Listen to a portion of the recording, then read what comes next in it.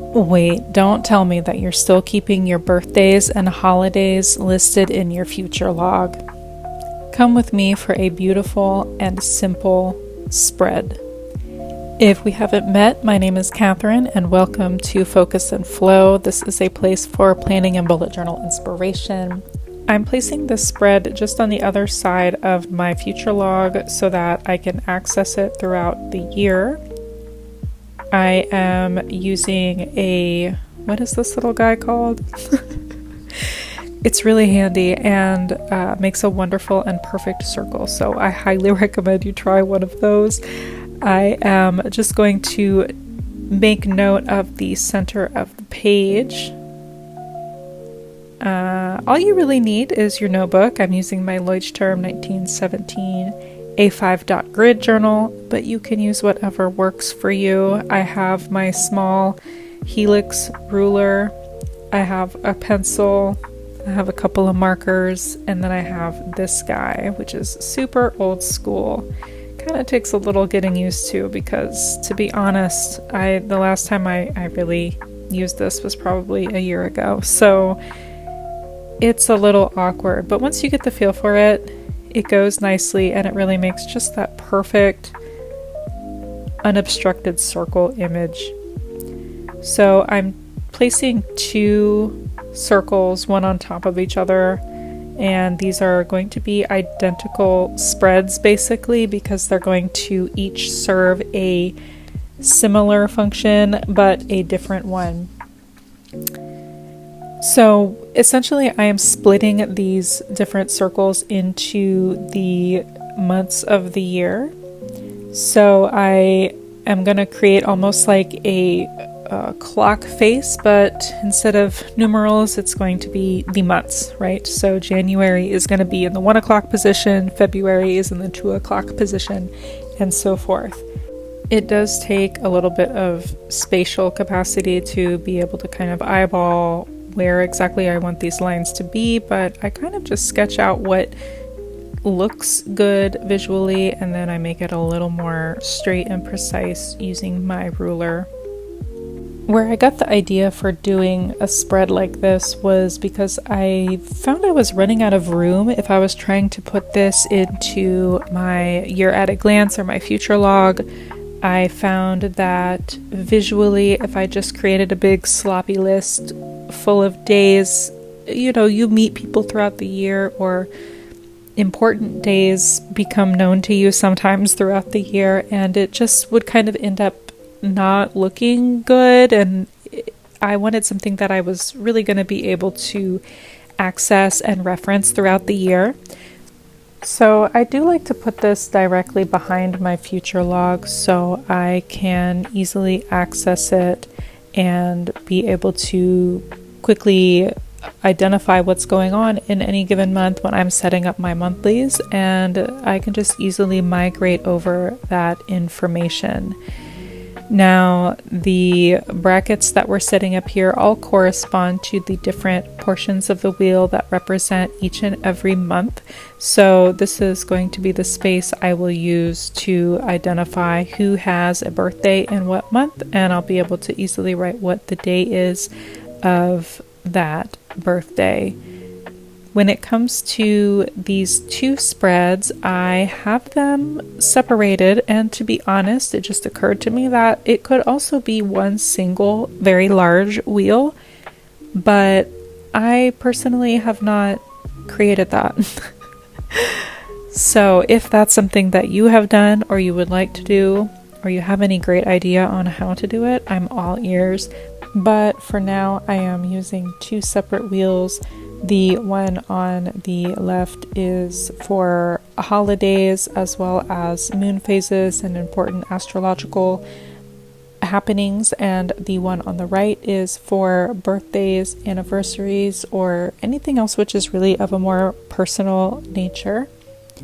I find it easier just to split them up this way, and it also gives me a little bit more space because you can see these brackets don't provide a ton of room for each month, so I get a little bit more room to write if I kind of am splitting events between two different spreads.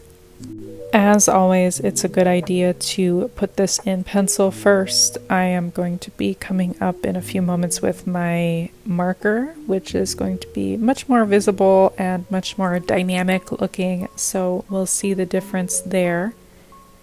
It's good just to double check your measurements as well. Make sure that you didn't make any silly little mistakes. Be able to count. Do you have 12 parts of your clock, of your calendar, that correspond to all of the different months? Make sure everything is in good working order, because when the ink comes, that's going to be it. One thing I find personally very helpful when it comes to using these wheels is not only remembering birthdays, which people find to always be very touching in this day and age. A lot of times you don't know it's somebody's birthday until you get a notification from social media or something like that, or you see them posting and someone else has wished them happy birthday, and then you rush in to add your well wishes, and it's just so much nicer to be able to be ahead of the game. I particularly like to use this when I am setting up my month, because at the beginning of the month I am thinking about the things like letters, cards, gifts, and so on that I might be sending out during the course of the month, and this lets me be on top of that. So when I'm setting up my monthly, when I'm starting to think ahead, then I can go ahead and make sure, do I have the birthday card? Do I have a gift card that I need to get? Or is there something I need to make sure that I send to this person or contact them in a special way by this time? That way I really stay on top of it. Now, I am not claiming to be perfect about this, of course, but this really, really helps when it comes to that. As far as the holidays go, it's helpful, as I said, because of astrological events and moon phases, but that's just me. It really depends on what kind of things you might be celebrating or paying attention to during the course of the year. For me, I use moon phases when it comes to my yoga practice and my spiritual practice as well. So I find it very grounding to be able to have an at-a-glance calendar where automatically I already can see all of the moon phases of the year. I'm also blessed to be part of an intercultural family, so there are some events and celebrations that I just didn't grow up with that are now part of my life. So I like to stay on top of them and see them coming so that I'm prepared, yes, but also just so I'm more mindful and I'm able to send a happy holiday message to some of my family and just be able to stay on top of those communications. Now I'm setting up my little labels here. So on our left, I have Wheel of the Year. This is just a pretty basic drawing. I'm putting it in pencil, of course. You can label it however you want. I like Wheel of the Year also because it feels a little natural. It feels a little bit like it's acknowledging the standard natural cycles and seasons. So while it may not expressly be about that, I just call it that. It's a little bit more beautiful, I think, than just saying holidays. And on the right, I just say happy birthday. It's simple. It gets the point across. As always, I put this in pencil and I go ahead and count out all of my letters that are within the words so that I try to center the centermost letter. Visually, it just helps a lot to plot it out that way. So I usually will begin actually writing a word from the whatever that center letter is, and I build out from there. It doesn't always work out perfectly, but usually it looks nice. I know that some people do like to experiment a little bit and keep it playful and bring in maybe some lesser known or more novel holidays, so that's an idea too. I think that's a fun one. For me personally, I think I usually will have enough that I'm able to populate this spread with, but maybe take a second and think about the types of things that you like to celebrate or that you might like to notice more throughout the year. Maybe it is something like the solstice or the equinox. Maybe it is something of a lesser known holiday. Maybe it's something that is personally more important to you. Maybe it's something you'd like to create. Maybe there's something that you might want to commemorate a little bit more. You can also use this spread to explore and celebrate holidays from other places or other cultures, or maybe even subcultures that are within your sphere that maybe you just never thought about before. You can also take time to acknowledge your own ancestry if you are aware of anyone's birthdays back in your family tree. That is also something that you might want to work with, and it can just be a pleasant thing to acknowledge and take a little bit of time for. So I'm labeling all of my months so that it's nice and clear. And even though maybe on camera it didn't pick up, there is a little bit of pencil here and there, so it's always good to clean that up. After you place your ink, always make sure your ink has dried. We've all been there. We don't want any smudges. And next I'm going to come in with some color. So I'm beginning to think what kind of shades I might want to work with. I'm using color pencils because I like the blendability of them, and also I have a big honking selection of colors that I'm able to choose from, so that's always kind of fun. For all of my spreads this year, I'm doing a very specific kind of ombre style where I'm blending a darker color from the bottom into some type of lighter or brighter color at the top. It's not specific really as to the particular colors, it's just a general style that I've adopted for all of my headers and title pages. So I'm bringing that in. The key to this method is really to apply more pressure to the lower parts of the letters and lighten the pressure as you go up, and kind of vice versa when you're coming from the top and working into the lower parts of the letters. It ends up looking really nice, but it does take a little bit of time.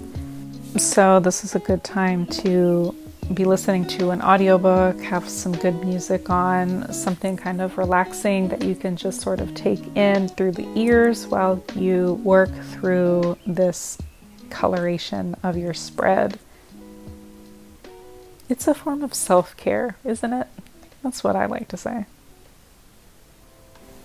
Another idea is that you can use different symbols or bullet points to identify different types of events. For instance, if there's something that you really would like to make sure that you remember or emphasize, you can use an exclamation point. You can use a box which you check off to note that you have done whatever you needed to do with that item. You can use circles, arrows, bullets, whatever might stand out to you that is going to be able to identify things at a glance, because that's really the point of this spread, is to be able to take a look at it as you are going through and getting ready for your month. For example, when it comes to the moon phases, I'm really making sure that I identify what the full moon and the new moon over the course of the month are. So for the full moon, I am using a white or hollow circle, and for the new moon, I'm using a dark circle, which is just filled in, right? So that I'm able to easily identify it and move on. This is also a place where if you would like to track certain aspects of your fertility, that you can also kind of customize the spread for that purpose as well. I think that would be a great idea, honestly. I personally haven't done it. I track my cycle just regularly in my monthly spreads and in my phone, of course. But this is also something that could definitely be used for that, especially if there's a particular reason that you might be tracking your cycle.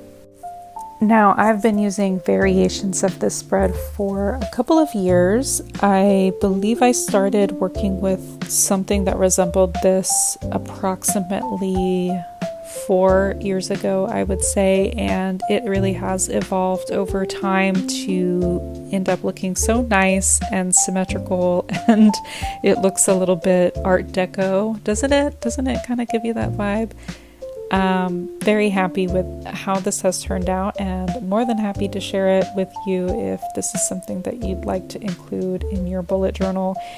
As you can see, I'm just dressing it up with these colors, but this spread is essentially done and ready to be filled out. So the next step is really going to be just coming in and where those brackets are, just putting in the dates and whatever those events are so I can move forward and use it throughout the year. I am looking forward to really officially moving into my 2025 bullet journal, and I hope you will continue to join me as I do so. Please do let me know in the comments, is there anything specifically you might want to be doing this year when it comes to holidays or special days? I would love to hear from you. Do subscribe so you can get notified when I make a new upload. I have been working on a number of new videos, so do bear with me, but I'm very happy to be sharing these with you. So enjoy your happy birthday and Wheel of the Year spreads, and I will see you next time.